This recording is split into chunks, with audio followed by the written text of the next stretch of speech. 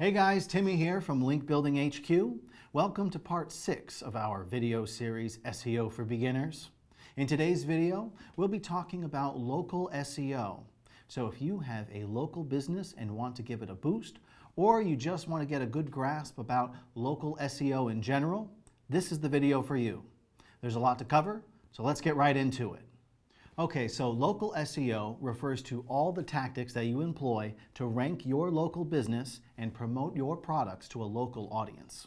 The key here lies in the search queries of the users, because not all queries will trigger results for local businesses. For example, a query like how to repair drywall is an informational query. You just want to figure out how to repair drywall, maybe to do it yourself. Now compare that to a local query, which would be much more transactional and local in its intent, like drywall repair services near me, or drywall repair services in Orlando. That'll bring up local businesses in its results. Out of all the Google searches, about 46% of them have local intent, and 50% of people who did a local search on their phone went to a physical store within 1 day. More and more sales can be traced back to customers finding out businesses online. That should be a good enough reason for you to be sold on local SEO. Without a solid local SEO strategy, you're missing out on a world of opportunities because not a lot of people would know if your business exists. Okay, so how can you optimize your business for local SEO? Well, your best bet is to appear in Google's local pack. For all local searches, whether you're searching for drywall services near me, or Italian restaurants near me, or similar, you'll be presented with a block right on top of the search results.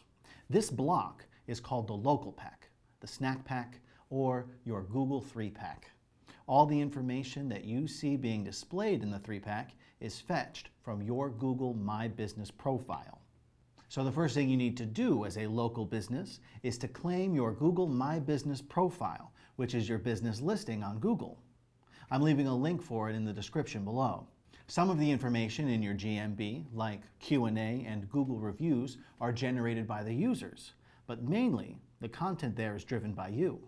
The thing you need to give a ton of importance to is ensuring that your GMB profile is as up-to-date and accurate as possible, so that you have a higher chance of a click-through from potential customers. The next thing you'd want to do is get listed on local directories. Citations in local directories not only give you a boost in rankings in your regular search results, but they also increase your chances of getting featured in the local pack. So the more consistent and accurate your NAP info is, which is the name, address, and phone number of your business, the more credible you are for Google, and the better your odds of getting better local rankings. One way of knowing whether your info is consistent and accurate is using Moz's local listing score. It'll check the main data aggregators and uncover any incomplete, inconsistent, and duplicate listings. So it's a good place to start. Look, if you want to have better visibility for your business, I can't stress enough how valuable citations can be for you. Back in the day, a citation on just yellow pages would have been enough. But with advancements in search, the number of options has expanded. You can use data aggregators like these to get your NAP info published on multiple directories in one go. That'll save you a ton of time, as you won't have to go on every directory manually. Reviews are critical too. Did you know that 88% of customers trust online reviews as much as personal recommendations? Pretty impressive, right? So it's only logical for Google to give more weight to what others say about your business as compared to what you say. And that is why it's a super important ranking factor. Try to get as many positive reviews as you can to boost your rankings in the local pack. Of course, there are certain Google guidelines you should consider when trying to get reviews. For example, Google discourages business owners from offering incentives to customers in exchange for reviews. Now let's get a bit more technical.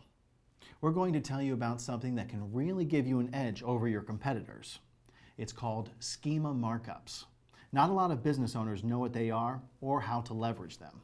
Adding Schema Markup to your site helps search engines understand what your business is about and allows you to appear in search results more effectively, which can help you stand out and drive more clicks.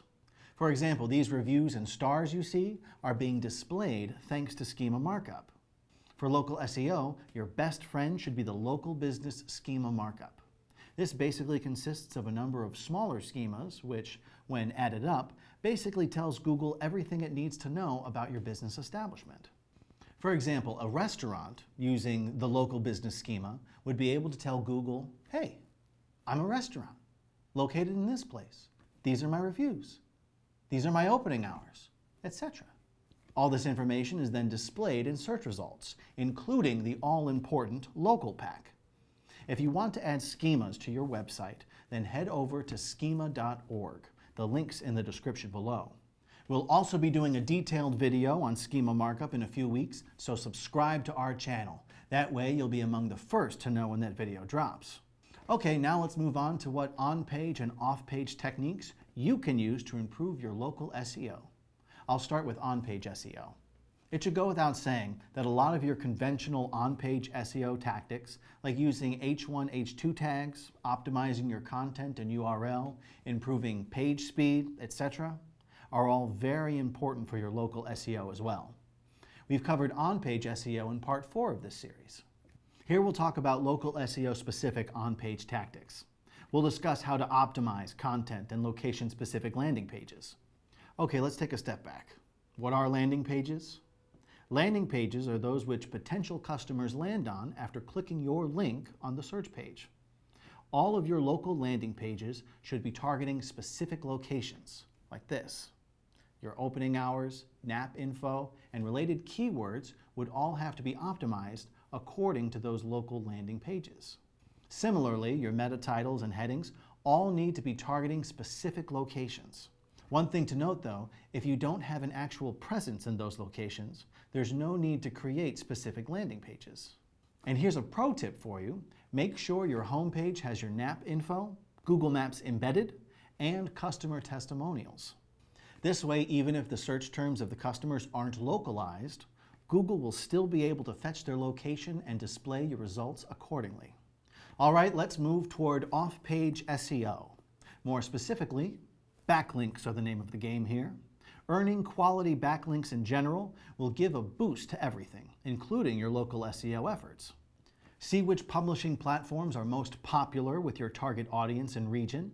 Get mentions on those journals or publish a guest blog there. Do it more for brand awareness, visibility, and eyeballs, rather than the link juice. So super local content on high authority websites should be your main aim. And just like on-page SEO, we made a separate video covering off-page SEO. Here's a link to it. This will really help you out with understanding how many off-page SEO techniques are out there and how you can benefit from them. And with that, we come to the end of this video. The tactics described here will help you a bunch with your local SEO. As always, give us a thumbs up and subscribe to our channel for more SEO content. In our next and final video for the Beginner series, we'll show you how to measure, review, and optimize your overall SEO efforts. See you there.